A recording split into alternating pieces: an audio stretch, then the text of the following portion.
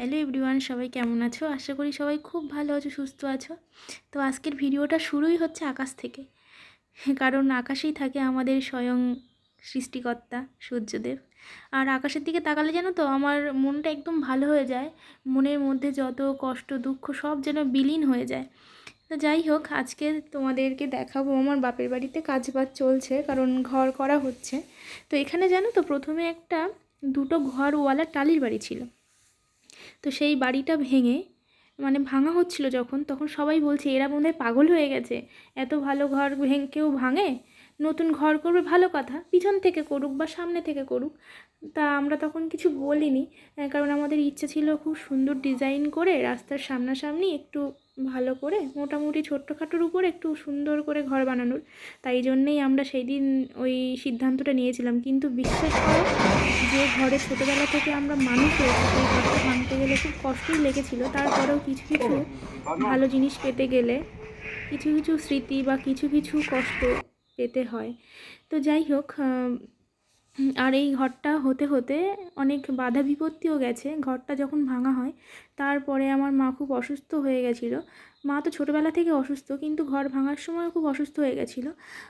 মাকে চেন্নাইয়ে ট্রিটমেন্ট করার জন্যে বেশ কয়েক বছর, প্রায় 2 বছরের মতো থাকতে হয়েছিল। তারপরেও আবার আমার বোন চেন্নাইতে পড়াশুনো করতে 2 বছর ছিল সেখানে গিয়ে। তো সব মিলিয়ে ঘরটা হতে প্রায় 4 বছর লেগে যাচ্ছে। তো এখন মোটামুটি বোনের পড়াশুনো করা কমপ্লিট। চেন্নাই থেকে এমএসসি করা হয়ে গেছে ওর, ওই জন্যে ও বাড়িতে চলে এসছে। আর বাড়িতে ও আছে, মাও এখন বর্তমানে আছে, শুধু বাবা আন্দামানে আছে। তো তাই জন্যেই এখন ঘরের কাজ শুরু হয়েছে।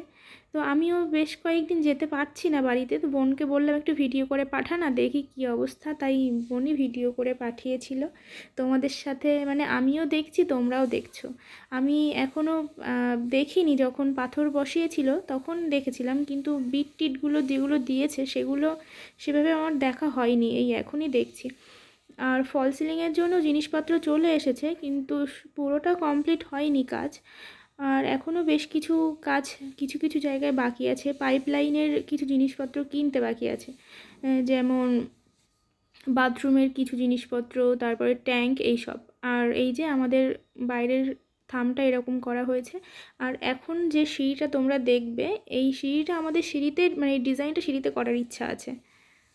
তো তোমাদেরকে আজকে দেখালাম আমার বাপের বাড়িতে ঘর হচ্ছে সেইটা। পুরোপুরি হয়তো কমপ্লিট হয়নি, যেটুকানি হয়েছে সেটুকানি দেখতে পেলে। আর এরপরে তোমরা দেখতে পাবে মেয়ের স্কুলের স্পোর্টস ছিল, সেখানে কী কী অ্যাক্টিভিটিস মেয়ে করেছে। আর ওখানে না শপথ বাক্য পাঠ করা হয়েছিল, সেটাও বেশ ইন্টারেস্টিং লেগেছিলো আমার। আরেকটা জিনিস কী হয় বলো তো, আরেকটা জিনিস, মেয়ের মধ্যে না আমি আমার ছোটোবেলাটা খুঁজে পাই। আমার ওকে দেখলে, ওর অনেক কাজবাজ দেখলে, ওর অনেক কিছু দেখলে মনে হয় যে আমিও ছোটোবেলা ঠিক এই জিনিসগুলোই করতাম। বেশ ভালো লাগে।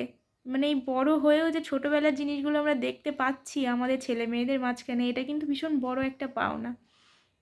তো নাও, অত বকবক আর করবো না, ভিডিওটা দেখতে থাকো। যে সকল প্রতিযোগী এবং প্রতিযোগিনী বার্ষিক ক্রীড়া প্রতিযোগিতা 2024 অংশগ্রহণ করবে, তারা শপথ বাক্য পাঠ করছে। এখন প্রতি বছরের মতো এটা আমাদের রীতি। আমি এই শপথ বাক্যটির একটি ছোট অংশ বলবো, তোমরা বলবে, আবার একটা অংশ বলবো, তোমরা বলবে, আবার একটা অংশ বলবো, তোমরা বলবে। ঠিক আছে? হাত সবাই বিধান স্যারের মতো দাও। শুরু করছি, বলবে তোমরা। আজ 17ই ডিসেম্বর 2024 আমরা ডাক্তার মাখনলাল শিশু বিদ্যাপীঠের ছাত্রছাত্রীরা বসিরহাট সবুজ সংঘ ময়দানে সমবেত হইয়াছি আমাদের বিদ্যাপীঠের। অ্যাকচুয়ালি কী বলো তো, এই যে সংসারের নানান রকম কাজকর্ম, মেয়ের পড়াশুনো করিয়ে, তারপরে হচ্ছে নিজের সেলাই যেটুকুনি যা করি টুকটাক অর্ডার তো হয়। তো সব মিলিয়ে না আমি ভিডিও এডিট করার বা শ্যুট করার টাইম পাই না। ওই জন্যেই সেই ডিসেম্বর মাসে 17 তারিখের ভিডিও। তো আজকে না এই খাবারগুলো কিনে এনেছিলাম মেয়ের জন্যে। তো ওখানে দোকানদারের সাথে গল্প করতে করতে দুটো খাবার মিস হয়ে গেছিলো। মা, বোন আর আমি গেছিলাম। তো বোন এই খাবারগুলো মেয়ের জন্য কিনেছিল। তো এই চলো খাওয়া দাওয়া মেয়ে করে নিক। তো চলো আর বেশি বক বক করবো না, এখন বাজে রাত প্রায় 9:30টারও বেশি, মেয়েকে একটু পড়াবো। তো যাই হোক, এতক্ষণ তোমরা যে আমার সাথে ছিলে তার জন্য অসংখ্য সবাইকে ধন্যবাদ। দেখা হবে নতুন একটা ব্লগে।